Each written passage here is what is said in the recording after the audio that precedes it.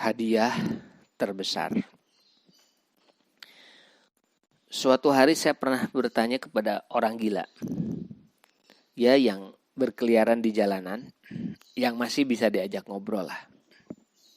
Saya tanya begini, Mas, kamu tuh pengen gak sih berhasil dalam hidup? Dia dengan semangat jawab begini, hanya orang gila yang gak pengen sukses. Nah, teman-teman sekalian, ternyata orang yang kita kira gila sekalipun, ternyata kalau kita tanya dengan pertanyaan, Mas, kamu pengen sukses nggak? Jawabannya hanya orang gila yang tidak pengen sukses. Jadi artinya apa, teman sekalian? Bahwa sebetulnya meskipun kita tidak menjawab secara eksplisit, keinginan kita untuk berhasil dalam hidup kita, ya kemarin kita bahas berhasil itu definisinya apa? Macam-macam tergantung kepada asumsi dan keinginan kita. Ternyata memang sudah dari sononya atau fitrahnya kalau manusia itu ingin mendapatkan keberhasilan dalam hal apapun. Bisa kesuksesan materi, bisa jadi kesuksesan relasi, bisa jadi kesuksesan dalam urusan spiritual, atau termasuk kesuksesan yang lain. Kalau kita sukses, siapa sih sebetulnya yang paling berperan terhadap kesuksesan kita? Terus, kalau semisal kita gagal, siapa yang paling bertanggung jawab atas kegagalan kita? Apakah Tuhan, karena Dia sang pencipta kita? Atau orang tua, karena Dia yang melahirkan, mendidik, atau membesarkan kita? Atau karena lingkungan, karena mereka sangat berpengaruh terhadap perkembangan karakter dan kepribadian kita. Nah, teman-teman sekalian, perlu kita cermati bahwa dalam kehidupan, nasib, kondisi, dan apapun itu adalah hasil kontribusi kita dan ada kontribusi Allah. Dari setiap keberhasilan dan setiap kegagalan, baik itu dalam hal apapun, dalam bisnis, dalam kehidupan, dalam keluarga, dalam pekerjaan, dalam karir, antara satu dengan yang lainnya, tidak akan pernah terpisahkan. Tidak mutlak bahwa setiap keberhasilan adalah hasil dari setiap usaha kita. Tapi tidak mutlak pula bahwa keberhasilan atau kegagalan berasal dari semata-mata kehendak Sang Pencipta. Jadi ada wilayah Allah sebagai pencipta kita, tapi di sisi yang lain ada wilayah yang menjadi hak kita. Nah, dengan memahami wilayah-wilayah tersebut, nanti kita tidak akan overestimate dengan mengakui bahwa kesuksesan pasti ada di tangan kita. Atau sebaliknya, menyerah atau menyerahkan nasib kita kepada Allah Subhanahu wa taala, hanya Dia yang mengatur, pasrah saja, menunggu, kemudian datang hasilnya kepada diri kita. Kalau saya boleh ibaratkan begini, misalnya kita lagi nunggu taksi di dalam rumah. Nah, kira-kira taksi itu akan datang menghampiri kita atau kita perlu berikhtiar terlebih dahulu, entah kita mungkin berjalan kaki menuju jalan raya, dan mungkin secara kebetulan taksi itu melintas di depan kita dan menawarkan tumpangan kepada kita. Mungkin secara kebetulan taksi itu melintas di depan kita. Ya, bisa kita bilang kita sedang mujur atau beruntung. Tapi bukankah keberuntungan itu diawali dengan ikhtiar kita, di mana kita berjalan dari rumah menuju jalan raya. Oke lah, mungkin sekarang zamannya taksi online. Nah, apakah taksi itu akan datang sendiri kepada kita, menawarkan diri, ayo mau berdekat kemana, atau kita harus berikhtiar terlebih dahulu, membuka aplikasi, menetapkan tujuan, dan kemudian menyatakan bahwa kita butuh bantuan atau tumpangan. Nah, kita perlu pahami dengan jelas bahwa keberuntungan itu selalu diawali dengan ikhtiar. Perlu kita pahami dengan jelas bahwa usaha kita berpengaruh terhadap keberhasilan kita. Perlu juga kita pahami ada peranan Allah dari setiap usaha yang dengan pemahaman itu kita punya keyakinan yang tepat tentang bagaimana takdir kita terbentuk. Kita jadi memahami bahwa setiap keberhasilan perlu kita jemput. Nah, oleh karena itulah teman-teman sekalian, maka sebetulnya kita mungkin tidak perlu berbicara lebih detail mengenai apa yang bisa Tuhan berikan kepada kita. Tetapi kita harus pahami bahwa kita di satu sisi diberikan hak-hak oleh Allah untuk menentukan nasib-nasib kita, untuk menetapkan takdir-takdir kita. Nah, di video berikutnya, di video sebelumnya saya pernah menyampaikan bahwa tentang sebuah hadis, bahwa Allah tidak akan merubah nasib suatu kaum hingga Dia sendiri yang merubahnya. Memang dalam urusan takdir, Allah memiliki kewenangan penuh terhadap hasil-hasil dari setiap usaha kita. Namun, tentu saja tidak sederhana itu dong. Artinya apa?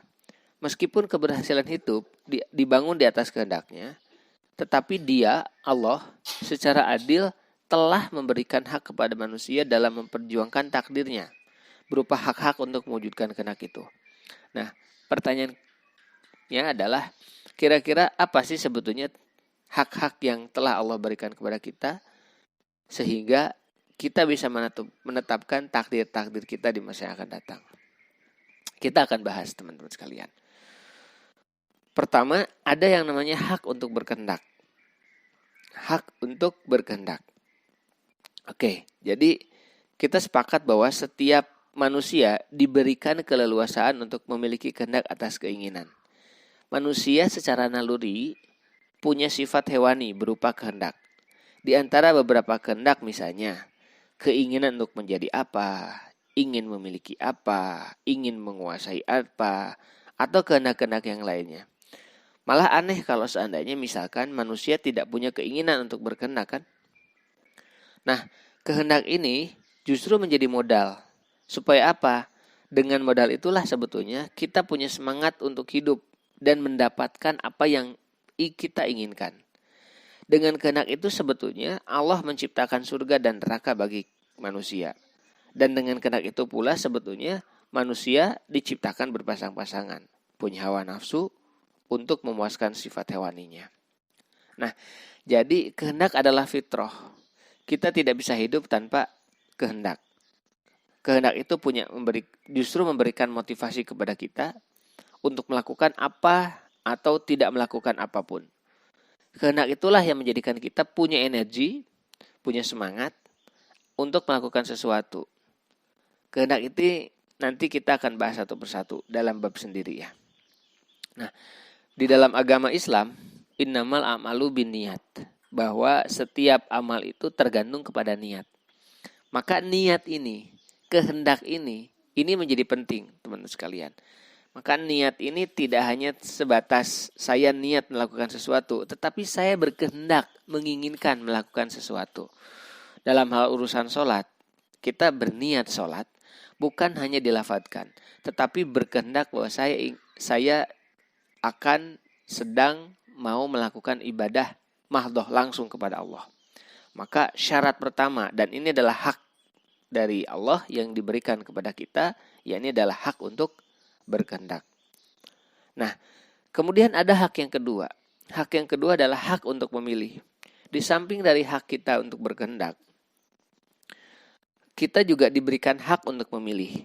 Memilih apa? Memilih, mengambil sebuah keputusan. Hak pilih itu nggak hanya ketika ada pemilihan umum saja, tetapi hak memilih juga ada pada setiap kehidupan. Jadi selain hak berkehendak, ada hak yang lain yang Allah berikan, yakni hak untuk memilih antara kebaikan, antara keburukan, antara surga atau neraka. Termasuk keberhasilan atau kegagalan, antara kebahagiaan atau kemelaratan, antara hitam atau putih, antara memilih menjadi orang kaya atau menjadi orang yang biasa. Karena itulah mengapa dalam kehidupan kita selalu ada dua hal yang berlawanan, antara jahat, antara baik, antara hitam, antara putih. Itu semua adalah pilihan. Jadi kita boleh memilih mana yang mau kita ambil. Allah memberikan kebebasan untuk memilih kehidupan kita, termasuk kehidupan setelah kematian. Dalam urusan agama juga begitu. La ikraha fiddin. Tidak ada paksaan dalam beragama. Lakum dinukum. Bagimu agamamu. Waliyadin, dan bagiku agamaku. Ya, begitulah kitab suci memberikan keleluasaan kepada kita atas agama yang kita pilih.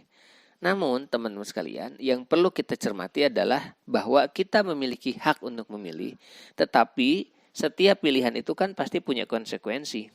Artinya kita bisa memilih apa yang ingin kita lakukan, tetapi kita tidak bisa memilih konsekuensi dari apa yang kita lakukan. Contoh misalnya, kita bisa memilih antara makan atau tidak, tetapi kita tidak bisa memilih antara kenyang atau lapar. Konsekuensi dari makan, kenyang. Konsekuensi dari tidak makan, ya lapar. Kita bisa memilih antara minum atau tidak. Konsekuensi minum, ya kembung kalau terlalu banyak. Konsekuensi tidak minum, ya haus. Jadi ini juga sebuah hak dari Allah kepada kita semua. Maka penting bagi diri kita memiliki keterampilan untuk memilih pilihan-pilihan yang tepat dalam hidup kita. Kemudian yang ketiga teman-teman sekalian, ternyata Allah juga memiliki hak, memberikan hak berupa kemampuan.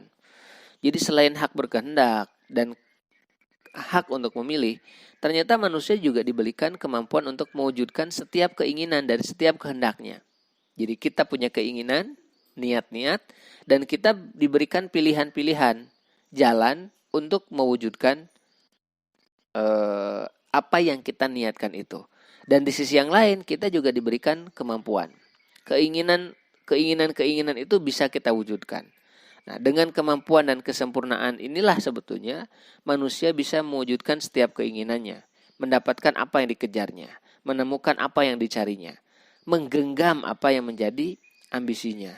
Tentu saja ketika kemampuan yang dimilikinya bisa dioptimalkan sesuai dengan fitrahnya.